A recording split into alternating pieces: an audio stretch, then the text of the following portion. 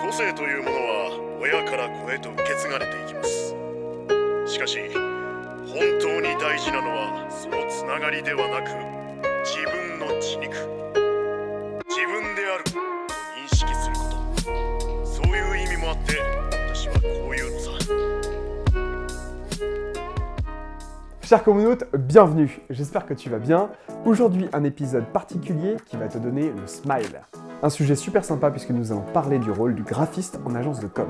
Donc si tu es à la recherche de ton futur emploi, que tu es en pleine réorientation, que tu es curieux ou que tout simplement tu sois à la recherche des services d'un graphiste, eh bien c'est parti pour ce 5e épisode. Go!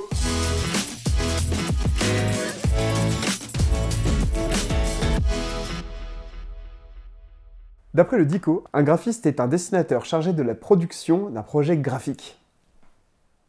Ouais. Alors selon notre source plus sérieuse, Wikipédia, c'est un professionnel de communication qui conçoit des solutions de communication visuelle. Le métier de graphiste n'existe officiellement que depuis le XXe siècle. Il s'est ensuite peu à peu numérisé pour devenir le monstre de créativité que l'on connaît aujourd'hui. Et il est le pilier qui fait en sorte que ton identité visuelle soit cohérente et tienne le coup pendant des années et des années. L'histoire de cette profession est d'ailleurs intimement liée à celle de la communication. Et d'ailleurs, si tu n'as toujours pas vu notre première vidéo sur l'histoire de la communication, je t'invite à aller cliquer sur le petit lien dans la description pour aller la voir. Donc avant le numérique, il y avait quoi? Non mais c'est vrai, tu l'imagines toi ce monde avant le numérique? Sans internet? Sans portable? Sans ondes? Sans satellite? Sans Coca? Sans Pokémon? Sans console de jeu? Sans Game Boy? Sans rien? Stop it. Get some help. Pardon. Bref! La tendance humaine à exprimer une idée entière par une simple image ne date pas d'hier. En effet, les langues anciennes étaient iconographiques. Chaque petite image, ou icône, représentait un concept ou un mot en entier, plutôt qu'un son, comme les hiéroglyphes égyptiens par exemple. L'homme possède donc une capacité naturelle à se faire comprendre grâce à des symboles. C'est ce qui est parfaitement recherché avec le logo d'aujourd'hui. Au début de notre ère, on ne parle pas encore de graphisme. On travaille essentiellement sur la typographie, et c'était d'ailleurs les Chinois qui étaient extrêmement forts dans ce domaine. Et puis c'est au Moyen-Âge qu'apparaissent les premiers logos, ou du moins leurs ancêtres, ce qu'on appelait les blasons. On utilisait en Europe des images codifiées avec des symboles et des couleurs pour représenter des métiers ou des familles. Il faut savoir que les premiers véritables logos d'entreprise apparaissent avec l'imprimerie. Pouvoir imprimer les logos sur des documents variés, comme des livres, des feuillets, des affiches, permettait de démontrer le savoir-faire de l'artisan imprimeur. Puis le métier s'est encore développé suite au progrès technique de l'imprimerie, de l'apparition des journaux et de la couleur. Le graphiste de l'époque était bien souvent dessinateur et peintre. L'influence du Bauhaus, bien plus tard au XXe siècle, a permis d'exploiter au mieux toutes les innovations techniques et ensuite de démocratiser ce métier. Puis, avec la fondation de l'Alliance graphique internationale à Bâle, en Suisse, mes chers compatriotes, je vous promets solennellement qu'il n'y aura pas de jeu de mots avec le nom de cette ville. Je ne tiens pas encore une fois à finir au trou. L'ère de la publicité moderne commence et certains artistes comme Andy Warhol donnent de nouvelles lettres de noblesse au graphisme grâce à leur art révolutionnaire. Enfin, avec le développement d'Internet et l'avènement du digital, apparaît en 1990 un logiciel absolument monstrueux, Adobe Photoshop. Ce logiciel, alors seulement à ses débuts, lance une véritable révolution dans la pratique des arts graphiques et particulièrement dans la photo. Et aujourd'hui, on n'arrête plus la créativité, n'est-ce pas?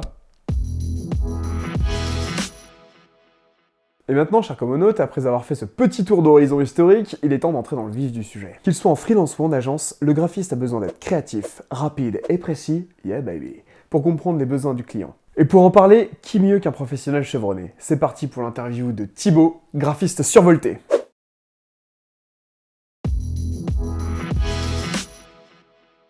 Alors je m'appelle Thibaut, je suis graphiste depuis maintenant environ 5 ans. J'ai commencé avec un BTS communication que j'ai fait un petit peu par défaut et qui finalement m'a plu.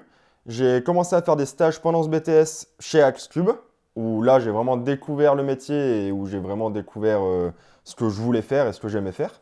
À la suite de ce BTS, j'ai décidé de faire une licence en concepteur graphique en alternance du coup toujours avec Axe Cube. Et maintenant, ça fait environ 3 ans que je suis salarié chez eux. C'est vrai que vous êtes graphiste? Vous n'êtes pas bûcheron plutôt?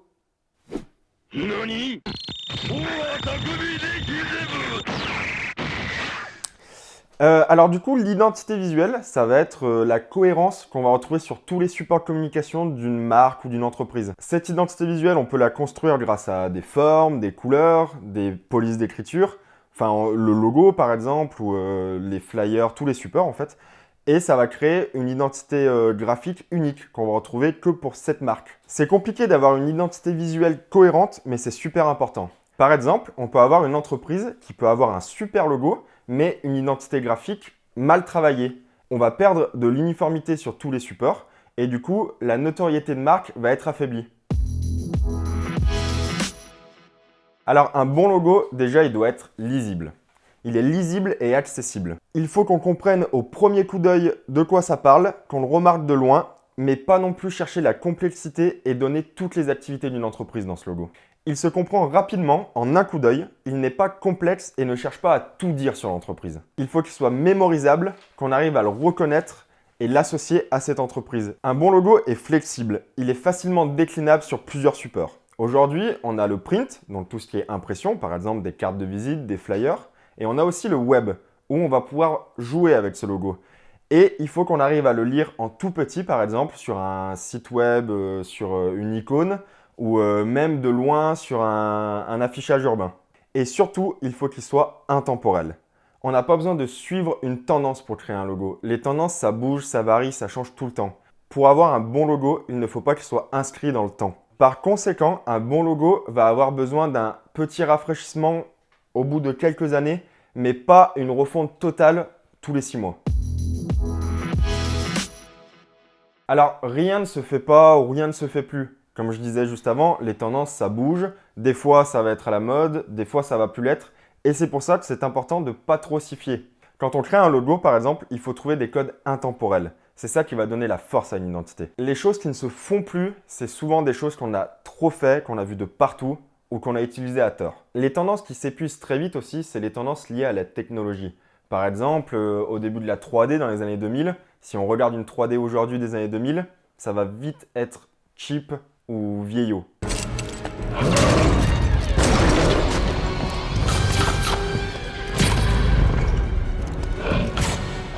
Il y a 2-3 ans, on a vu le grand retour des effets VHS pour les vidéos, comme dans les années 80. Ou par exemple, pour les photos, les Polaroid.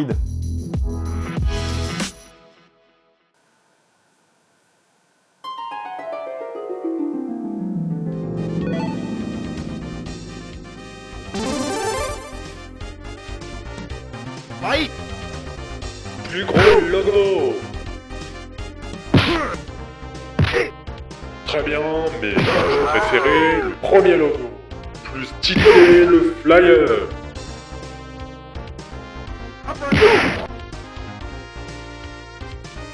C'est un vrai métier, graphiste.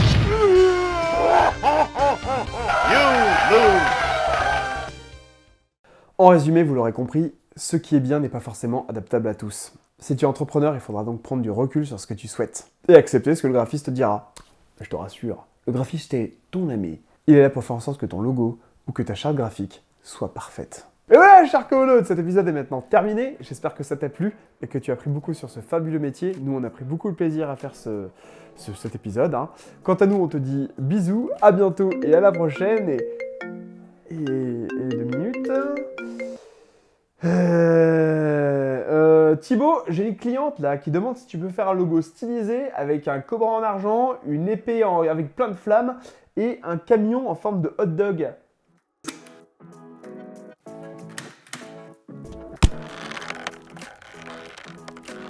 Oui, madame? Oui, c'est moi. Ouais, non, je suis désolé, votre logo sera pas possible.